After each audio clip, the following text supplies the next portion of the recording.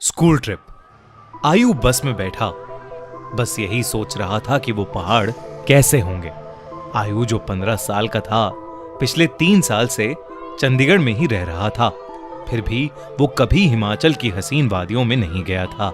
पर उसका यह सपना इस स्कूल ट्रिप में पूरा होने वाला था।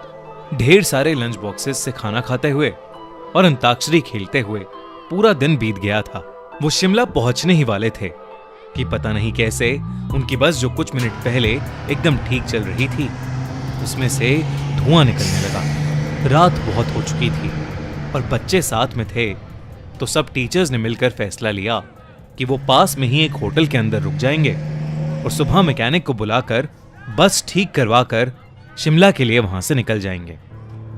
वो लोग पास के एक होटल तक पहुंचे। वो होटल दोनों तरफ से बड़े बड़े पेड़ और पहाड़ों से घिरा हुआ था। सब टीचर्स ने बच्चों को होटल में अलग अलग कमरों में बांट दिया और डिनर के बाद सब सोने चले गए। आयु को अपने 2 दोस्तों अमन और रोहन के साथ कमरा मिला था और वो बहुत खुश था क्योंकि वो दोनों उसके काफी अच्छे फ्रेंड्स थे। आयु, अमन और रोहन जब कमरे में गए तो कमरे की खिड़की से उन्हें जंगल के बीचों बीच एक झील दिखाई दी।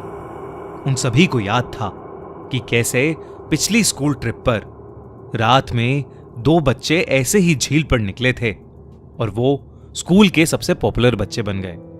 तो उन तीनों ने भी प्लान बनाया कि इस बार वो भी कुछ कारनामा करेंगे।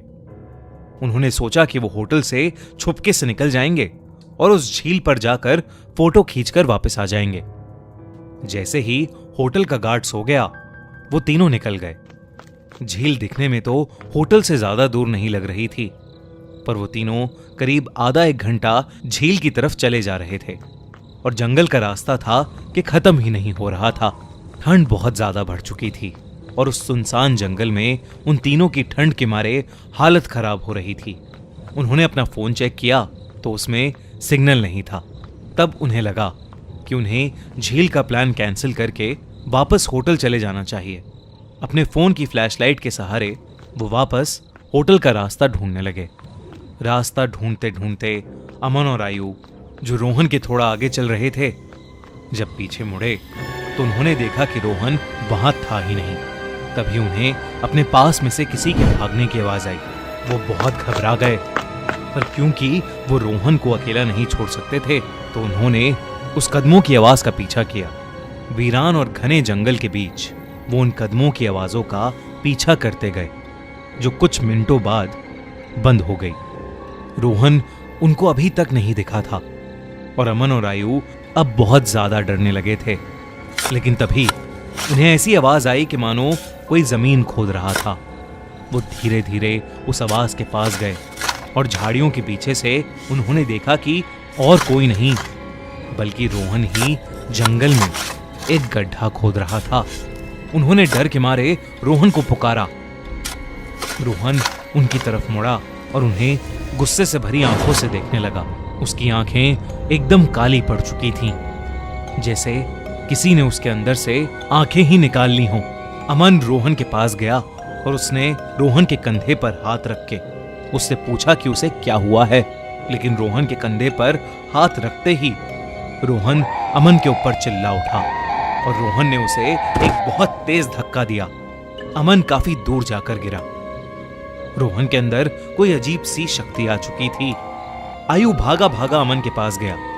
रोहन अब आयु की तरफ आगे बढ़ने लगा, पर जैसे ही वो आयु के पास आया, रोहन को अजीब से दौरे पड़ने लगे और वो बेहोश हो गया। आयु उसको होश में लाने की कोशिश करने लगा और जैसे ही रोहन होश में आया, उसने अमन की तरफ देखा और जोर जोर से चिल्लाते हुए कहने लगा, वो अमन के अंदर है। तभी आयु ने देखा तो अमन सर झुकाए नीचे बैठा था। उसने अचानक से अपना सर उठाया और उसकी आंखें भी बिल्कुल काली पड़ी थीं। इससे पहले आयु और रोहन कुछ कर पाते, अमन, जो कुछ देर पहले तक चोटिल था, वो उठकर जंगल के अंदर भागने लगा। रोहन और आयु ने उसका पीछा किया और फोन की फ्लैशलाइट में देखा कि अमन एक खंडर की तरफ भाग रहा था। करीब जाकर उन्हें दिखा कि वो खंडर दरअसल में एक बहुत पुराना घर था। जिसे देखकर ऐसा लग रहा था कि वहां सालों से किसी इंसान ने कदम भी नहीं रखा था। दोनों बहुत ही डरे हुए थे और उनकी आगे जाने की हिम्मत नहीं हो रही थी। पर अमन को बचाने के लिए आयु और रोहन उस खंडर में घुस गए। ऊपर के एक फ्लोर से उन्हें एक आवाज आ रही थी।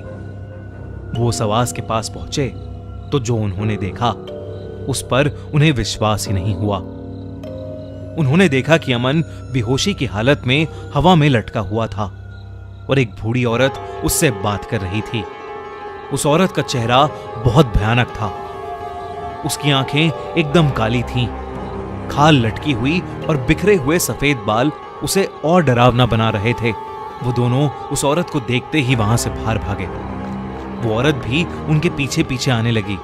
आयु और रोहन जल्दी से सीढ़ियों से नीचे उतरे और उस खंडर के घर के दरवाजे तक पहुंचे। उन्होंने जब मुड़कर एक बार पीछे देखा तो वो बूढ़ी औरत किसी कीड़े की तरह रेंगती हुई सीढ़ियों से उतर रही थी और उनके पास ही आ रही थी। वो किसी तरह वहां से निकलकर जंगल की ओर भागे और भागते चले गए। भागते भागते उन्हें पता नहीं चला कि कब वो उस झील के पास आ गए थे, जिस झील की तलाश में वो होटल के बाहर निकले थे। रोहन और आयु दोनों भागते भागते उस झील के अंदर गिर पड़े और डूबने लगे।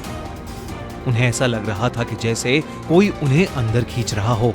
आयु किसी तरह झील से बाहर आ गया, पर उसकी आंखों के सामने रोहन झील में डूब गया और वो कुछ भी नहीं कर सका। आयु ये सब देखकर इतना घबरा गया कि उसे चक्कर आने लगे और वो वहीं बेहोश होकर गिर पड़ा।